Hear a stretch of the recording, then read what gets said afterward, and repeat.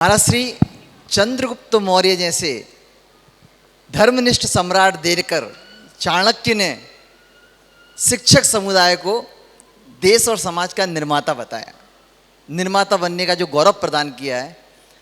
परंतु आज जो स्थिति शिक्षक समुदाय में, मैं खुद शिक्षक हूँ इसलिए बात बता पा रहा हूँ कि बहुतायत शिक्षक जन उनमें भी नैतिक मूल्यों का अभाव हो रहा है।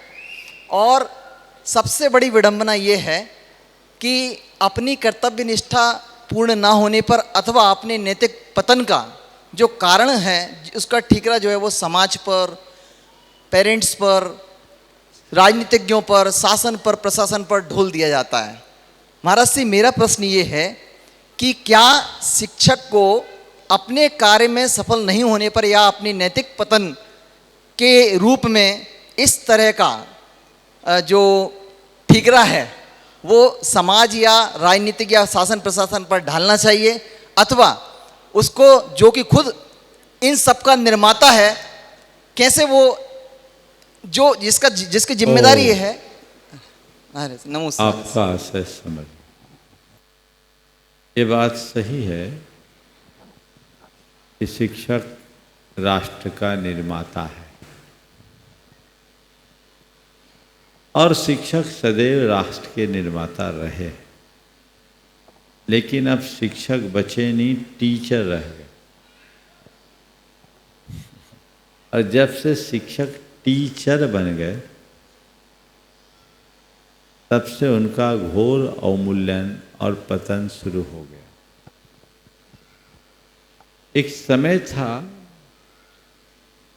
जब शिक्षकों का अपना एक आदर्श होता था, उनका चरित्र इतना उज्जवल होता था जिसकी छाप विद्यार्थियों के हृदय पटल पर स्थायी रूप से अंकित रहती थी।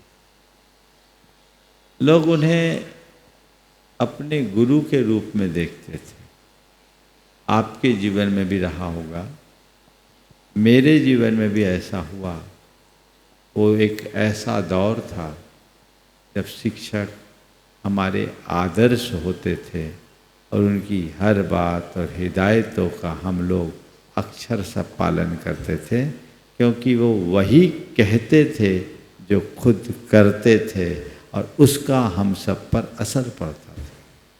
उस समय उनका जो कर्म था शिक्षा का, वो एक प्रोफेशन नहीं था, वो उनकी सेवा थी, सर्विस थी।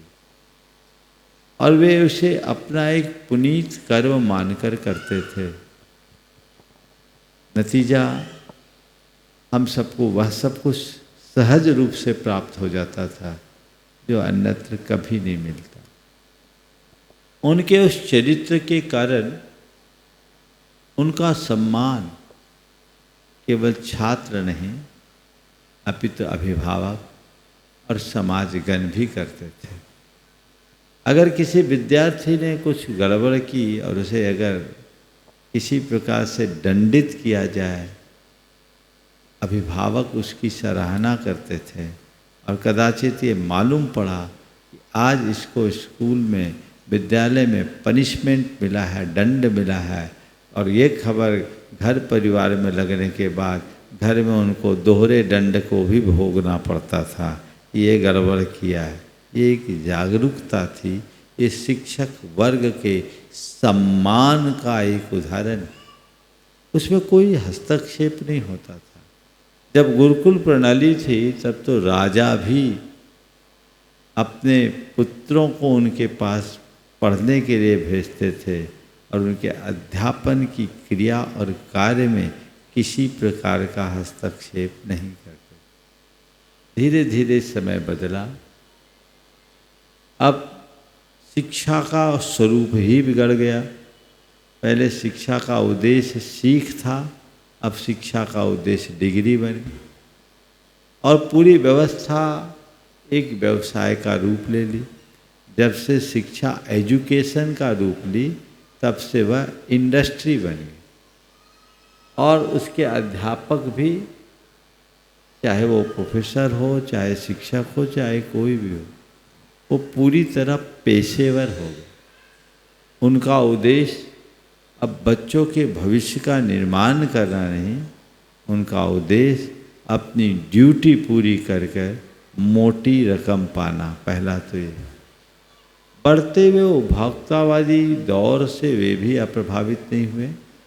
उनकी जो मूलभूत आकांक्षाएं बहुत तेजी से बढ़ गई और उसके कारण उनका दृष्टिकोण भी पूरी तरह अर्थकर हो गया।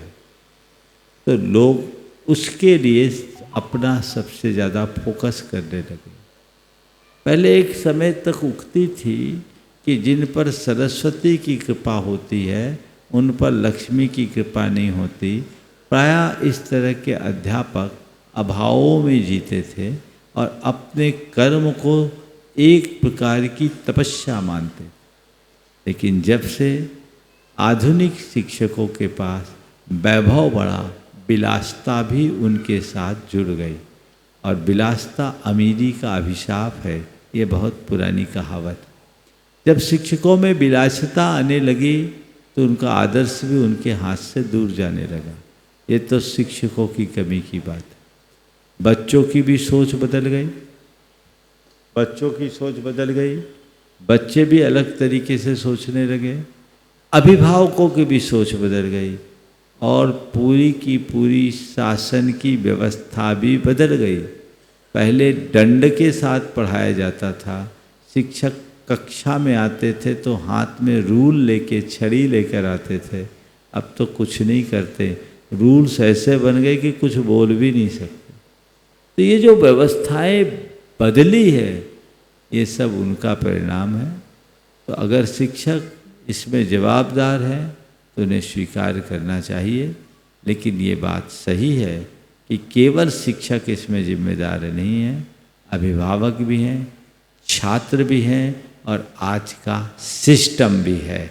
यदि ये सब कुछ ठीक हो तो आज फिर से हम अपने पुराने गौरव को स्थापित कर। महाराज जी, इस सिस्टम को सुधारने में ही शिक्षक की क्या भूमिका हो सकती है, वो मेरा। हेलो, देखो, अगर मैं बोलूं शिक्षक को सिस्टम को सुधारने में भूमिका आप पूछते हो तो शिक्षक तो सब कुछ बदल सकता है, बशर्ते उसके खुद के अंदर बदलाव, ये पूरे सिस्टम से लड़ने के लिए तैयार हो।